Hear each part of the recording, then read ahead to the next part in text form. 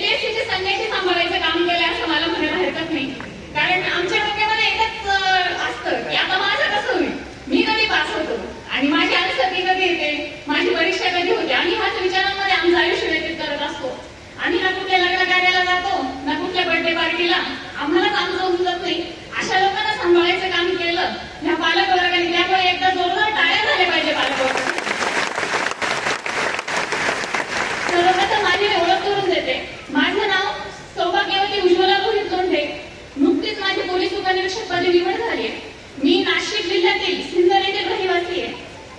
थोडक्यात माझा एमपीएससीचा प्रवास मी तुमच्या समोर ठेवू इच्छिते. कारण मला असं वाटतं की ज्या चुका माझ्या झाल्या त्या भावी अधिकारी जे मागे बसले त्यांच्या होऊ नये हे सांगण्याचं ते कारण आहे.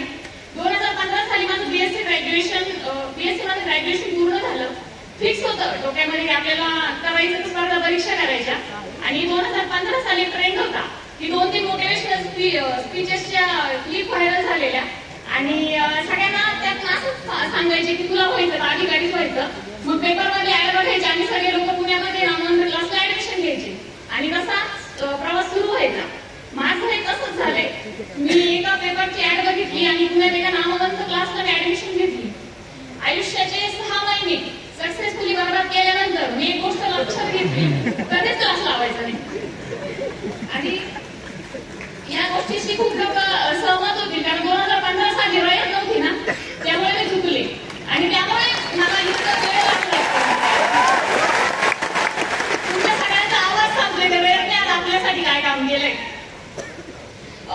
त्याचबरोबर एक गोष्ट मला सांगावीशी वाटते की जशी भारतामध्ये हडप्पा संस्कृती होती ना, तशी पुण्यामध्ये चहा, पोहे, अभ्यासिका, मसाला दूध या गोष्टीची संस्कृती होती तेव्हा. आणि मी सुद्धा हळूहळू या संस्कृतीचा भाग झाले.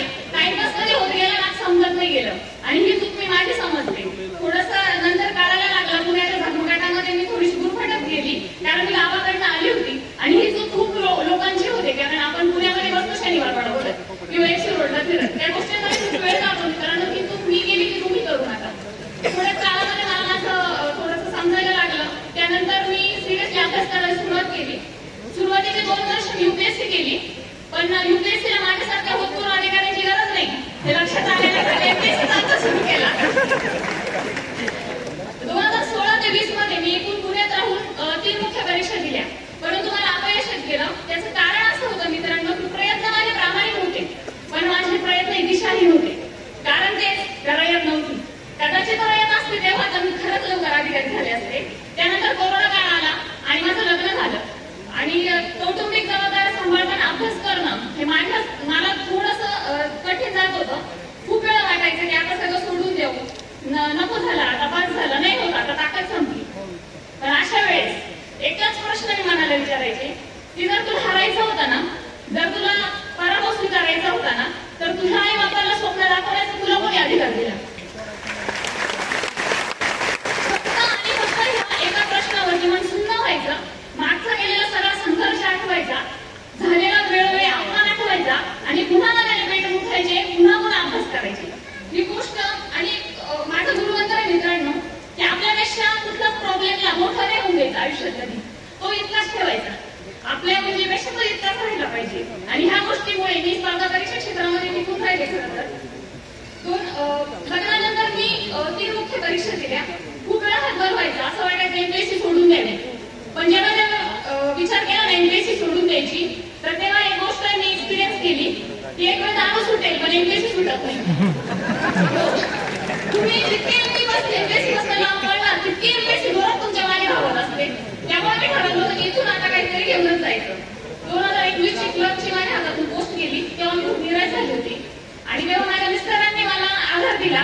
ते मला एकच गोष्ट बोलले की तुझा हात आहे ना म्हणे कीबोर्ड वाजवायला तयार झालाय, तो बंदुकीचा ट्रिगर लावायला तयार झालाय. आणि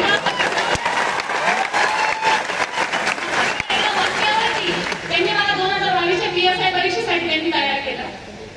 2022 ची पीएसआय ची परीक्षा ही माझ्या अस्तित्वासाठी खूप खूप महत्वाची होती. त्याचं कारण असं होतं की लहानपणापासून माझं अकॅडमिक चांगलं होतं, त्यामुळे लोकांच्या माझ्याकडे खूप अपेक्षा होत्या.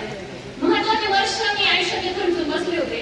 वाढतं वय होतं, लग्न झालेलं होतं, वाढत्या जबाबदाऱ्या होत्या आणि आता रिकाम्या हाताने परत जाणं शक्य नव्हतं मला.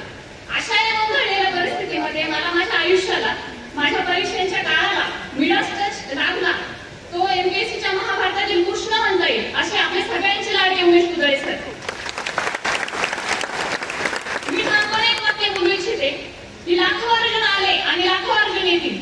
पण कृष्ण हा एकच होता, तो काय एकच राहील. एकच जोरदार काय झाले पाहिजे आपल्या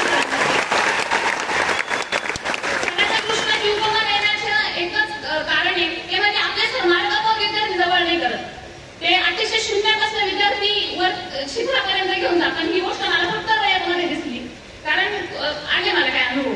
ते सर सगळ्यांना समान न्याय देतात. तुमच्या यशामध्ये कुठला अडथळा येतोय सर तुम्हाला परफेक्टपणे सांगतात. वेळ आली तर का नाही गरम करतात, ती तयारी ठेवा तुम्ही.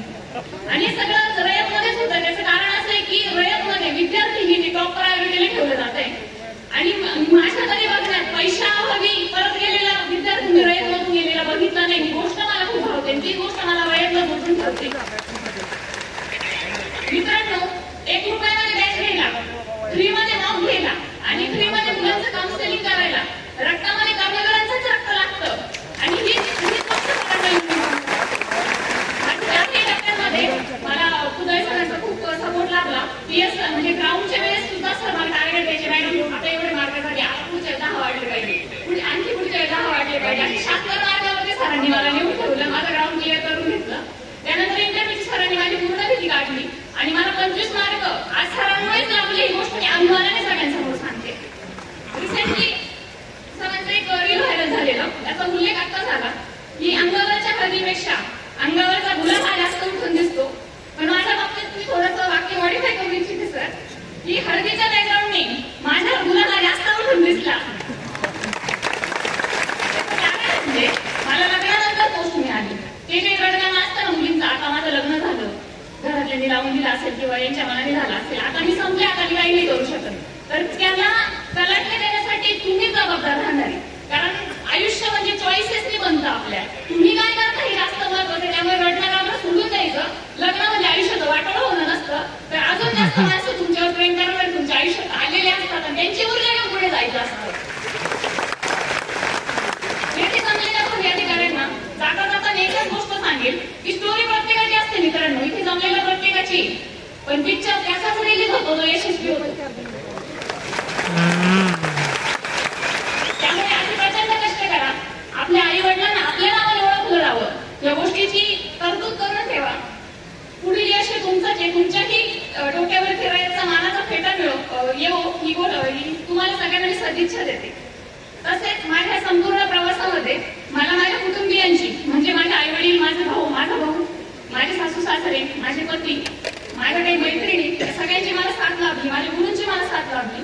मी माझे हे BSI उपनिरीक्षक पद मी त्यांच्या चरणी अर्पण करते. तुम्हाला सगळ्यांची रजा घेते. जय हिंद, वंदे मातरम.